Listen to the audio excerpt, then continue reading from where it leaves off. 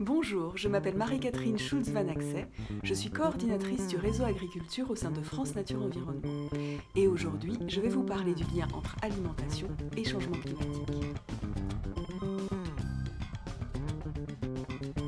Les protéines animales contenues dans les viandes, les produits laitiers, les œufs contribuent au changement climatique.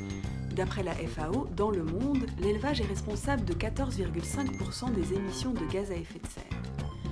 Près de 40% des céréales produites dans le monde sont destinées à nourrir le bétail et l'élevage contribue à la déforestation en Amazonie. Pour France Nature Environnement, il ne s'agit pas d'arrêter de consommer des protéines animales, mais d'en consommer moins et mieux. Moins de viande, mais de meilleure qualité. Il s'agit de remettre en cause l'élevage industriel, de réduire le nombre d'animaux élevés pour que les terres autour de ces élevages puissent nourrir les animaux et recueillir leurs déjections.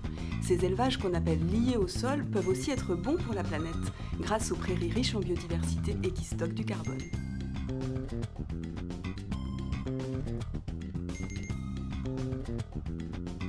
Les protéines sont indispensables à la constitution et au fonctionnement de notre organisme. L'ANSES recommande d'en consommer environ 50 grammes par jour pour une personne de 60 kg. Mais si les viandes sont riches en protéines, en consommer trop augmente le risque de maladies chroniques. Et surtout, on peut en remplacer une partie par des protéines végétales. C'est le cas des légumineuses comme les lentilles, les haricots, les pois chiches, qui, en plus d'être délicieuses, sont riches en protéines, en fibres, en vitamines et minéraux.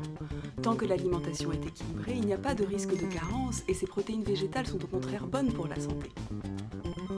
En agriculture, ces légumineuses sont des plantes un peu magiques, parce qu'elles contribuent à fertiliser les sols sans engrais en fixant l'azote de l'air. Et dans nos cuisines, elles se conservent très longtemps, ce qui aide à lutter contre le gaspillage alimentaire.